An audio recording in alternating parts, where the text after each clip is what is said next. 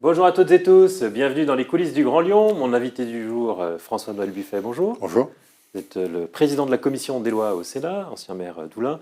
C'est plus pour le Sénat qu'on vous invite.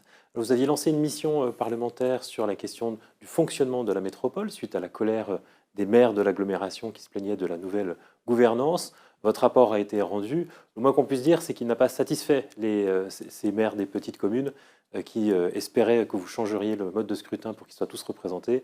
Et c'est une demande que vous n'avez pas suivie. Mais la Commission a décidé de considérer que le fait d'être une collectivité locale par la métropole, élue au suffrage universel direct, devait être maintenu. Pourquoi ? Sur un territoire un peu plus d'1,4 million habitants, qui lève l'impôt, un budget de plus de 4 milliards, des compétences extrêmement larges désormais, puisque nous avons pris les compétences du département, la démocratie directe devait s'appliquer. Je crois que c'est un principe, rien que celui-là est un principe important qu'on doit respecter. Pour autant, ça ne veut pas dire que le rapport ne dit pas qu'il faut améliorer les relations avec les maires. La métropole de Lyon, sur son territoire, de légitimité, les conseils métropolitains, les communes, il faut qu'ils travaillent ensemble. Et donc les maires doivent être absolument respectés par la métropole, ça, il n'y a aucun doute non plus. Donc on a fait des propositions pour renforcer le pouvoir de la conférence métropolitaine des maires ou des conférences territoriales des maires, de manière à ce qu'ils soient mieux associés, ils ou elles, naturellement, soient mieux associés à la vie de la métropole et aux projets sur leur territoire. On est même jusqu'à un point de demander une certaine forme de déconcentration des services de la métropole sur les territoires pour permettre une gestion de proximité beaucoup plus efficace, beaucoup plus efficiente et beaucoup plus partagée.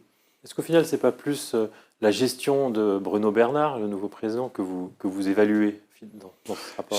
C'est à la fois une évaluation structurelle de la métropole qui est élue au suffrage universel depuis 2020, qui est très jeune en fait, malgré que le texte soit applicable depuis 2015. Et puis c'est aussi conjoncturel, avec un nouvel exécutif qui est arrivé, qui n'avait pas forcément l'expérience qu'avaient les prédécesseurs, et donc qui est une forme d'apprentissage. Mais oui, c'est vrai, c'est aussi cette analyse-là. Mais pour autant, les choses peuvent évoluer. Le président du groupe socialiste, Jean-Michel Longueval, était notre invité hier. Il nous dit mais ce rapport arrive beaucoup trop tôt. La métropole est très jeune. Son mode de fonctionnement se met en place. Il y a des choses qui vont arriver l'année prochaine dans les relations avec les maires. Il fallait laisser un peu de temps que ça se mette en œuvre. Moi, je ne partage pas son point de vue. Je pense qu'il y avait un climat qui s'était noué de conflits et qu'il était intéressant que le Sénat, qui est la Chambre des collectivités, regarde pourquoi il y avait ce conflit. Si notre rapport est de nature à apaiser les choses, c'est une bonne chose, mais il n'a pas non plus de caractère définitif. Il donne des pistes. Je pense qu'il faudra réévaluer la situation dans quelques années, peut-être avant la fin de ce mandat, peut-être un peu plus tard, pour voir si les recommandations qui ont été faites par la Commission sont respectées, et si elles le sont, comment ça se passe. Il est évident que rien n'est figé définitivement. Vous imaginez une proposition de loi derrière ? On va voir comment les choses évoluent. On va déjà présenter le rapport, voir les réactions, et il est possible que dans le cadre des futurs textes qui arrivent, il puisse y avoir des évolutions. Vous savez qu'on a proposé l'évolution du mode électoral, par exemple, d'avoir une circonscription unique à l'échelle de la métropole, avec des circonscriptions sur les territoires, qui se rapprochent plus du scrutin de type régional, ne serait-ce parce qu'il y a une prime majoritaire qui est de 25% pour celui qui gagne, et pas de 50% comme c'est le cas aujourd'hui. 50%, finalement, ça écrase beaucoup les résultats, et on aurait de ce fait un système plus équilibré, tout en donnant une majorité à la métropole. Donc il y a des sujets de cette nature. Il y a quand même un paradoxe à vouloir d'un côté une circonscription unique, c'est-à-dire qu'une seule liste pour l'ensemble de la métropole. Oui, mais avec des circonscriptions réparties comme les régions, avec des circonscriptions sur le territoire métropolitain. Mais bon, c'est plus compliqué que ça. Un seul chef de file et en même temps vouloir que les conseillers métropolitains soient plus implantés dans le territoire, plus représentants des territoires. C'est essentiel que les conseillers métropolitains soient ancrés sur leur territoire, identifiés sur leur territoire. Je vais vous donner un petit exemple. Il ne faut pas faire une liste dans ces cas-là, il faut les élire sur un territoire. Non, mais si. Alors on peut aussi, il y a un système qui est proposé, qui est le système départemental. C'est-à-dire qu'on puisse revenir à une élection d'un binôme sur des cantons qui pourraient être déterminés au cœur de la métropole. Mais c'est pas ça que vous avez choisi. On a fait plusieurs propositions, on n'a pas fait de choix définitif. Le rapport ouvre des horizons et des possibilités. À charge maintenant au débat de faire avancer les choses. Mais c'est une hypothèse qui est tout à fait intéressante. Je vous donne un exemple.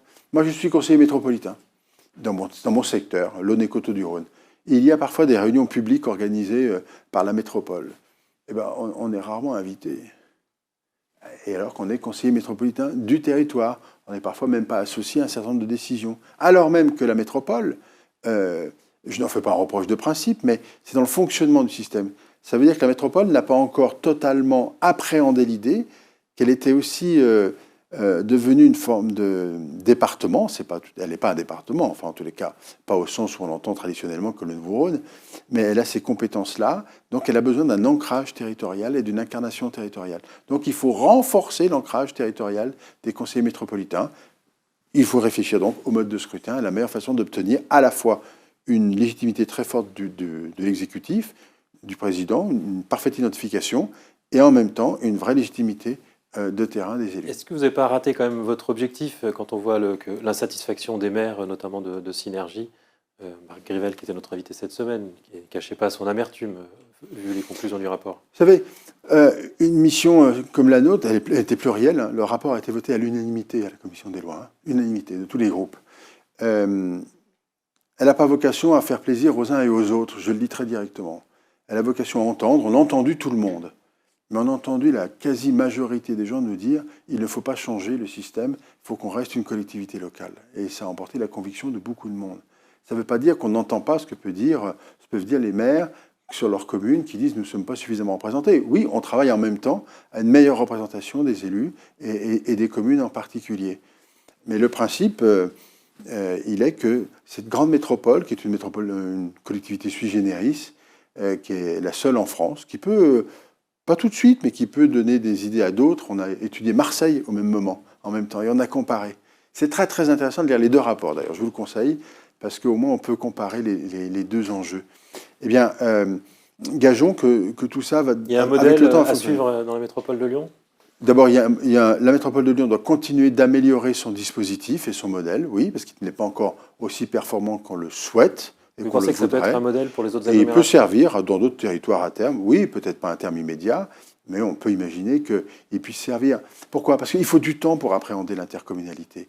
Il faut du temps pour appréhender une nouvelle structure. Moi, j'étais un des premiers à râler quand le texte de la métropole a été proposé à l'époque, parce qu'on avait été mis de côté.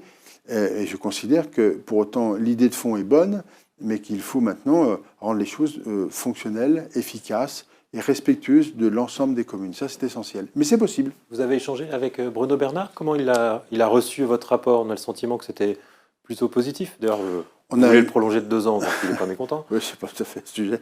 On n'a pas fait ça en fonction des personnes, nous, en fonction des intérêts politiques des uns et des autres. On a réfléchi de façon pérenne. Parce qu'il faut bien se dire que ce qui se passe à Lyon, c'est regardé partout ailleurs. On n'est pas dans notre petit monde lyonnais à nous et on vit entre nous. Tout le monde regarde ce qui se passe à Lyon.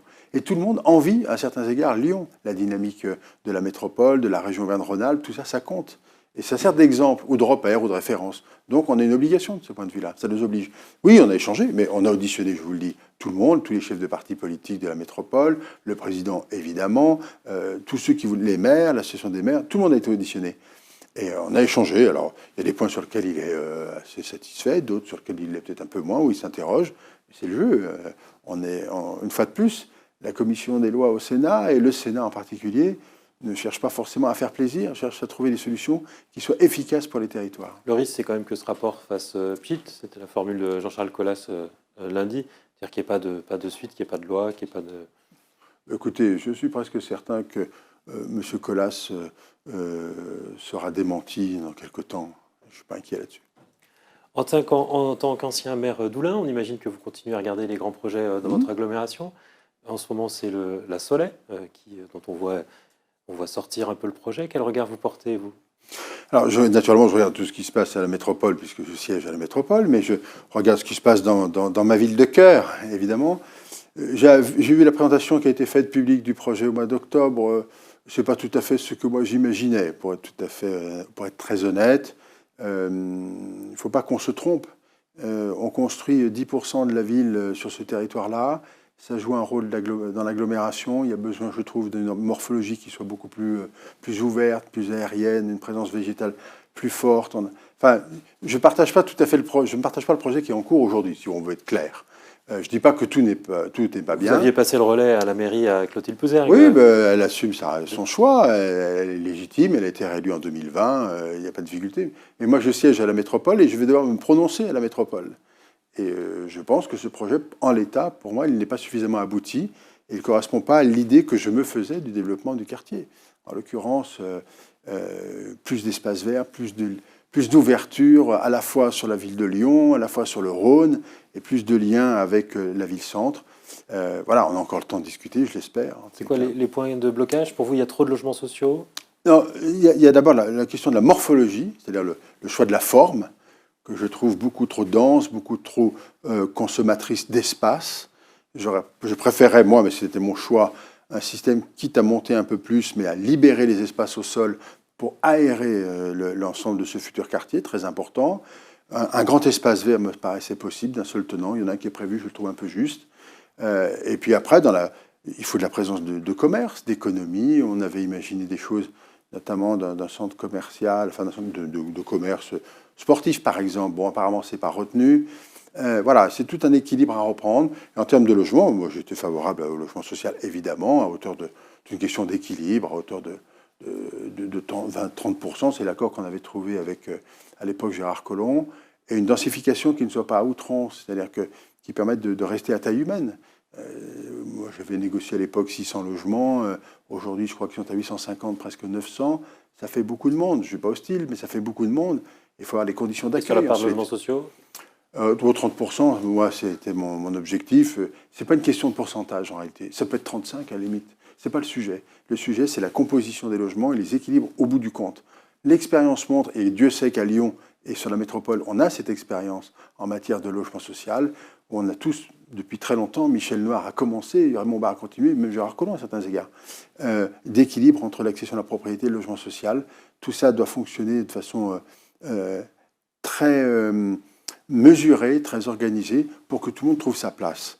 Vous savez, moi, je suis un gaulliste social, donc je suis pour que tout le monde trouve sa place au bon endroit, mais je suis pour les équilibres. Attention de ne pas créer de ghetto ou de risque de créer de ghetto. Et vous auriez aimé aussi garder le parking relais? Ah oui, mais je pense qu'il faut garder un peu de stationnement. Quand on prévoit d'amener 3000 personnes sur un quartier, sur un morceau de ville, il y a le métro. Là, pour le coup, la métropole et la maire Doulin, qui est de votre famille politique, préfèrent qu'on le supprime pour éviter que les gens de l'extérieur de l'agglomération viennent jusqu'à... C'est pas tout à fait ce qui se passe. Comme le métro est prolongé, préfère que le métro, on l'a prolongé. On n'y est pas pour rien avec nos prédécesseurs. On a prolongé le métro, on l'a décidé, il se réalise, c'est tant mieux. Il y a une ligne de métro très forte, très bien, parfait. Mais il y a quand même des gens qui ont besoin de leur automobile, parce qu'ils vont habiter, parce qu'ils vont peut-être venir prendre le métro, parce qu'ils vont venir consommer. Je ne dis pas qu'il faut faire un parking de 10 000 places, c'est pas ça le sujet. Mais il faut quand même prévoir un minimum de parking public, sans exagérer, mais un minimum de parking public. Je comprends qu'on donne la priorité en centre-ville au transport. C'était dans mon projet, quand à la présidence de la métropole, de concentrer sur le centre-ville plutôt des déplacements en mode doux, limiter la place de l'automobile, favoriser les transports en commun. Dans cette point de vue logique, je le trouve. Mais une fois de plus, c'est une question d'équilibre. Vous ne pouvez pas être radical, tout et rien. Parce que ce n'est pas la vie, ça. La vie, c'est de trouver ce qui marche, ce qui va bien, ce qui rend service à la population, pas ce qui fait plaisir à titre personnel. Et ça a toujours été ma logique, c'est toujours ma logique. Je le dis, je l'assume. J'espère que ça avancera, on verra bien. François-Noël Buffet, je vous remercie. Quant à moi, je vous souhaite des belles fêtes de fin d'année et je vous dis à l'année prochaine pour des nouvelles émissions des coulisses du Grand Lyon.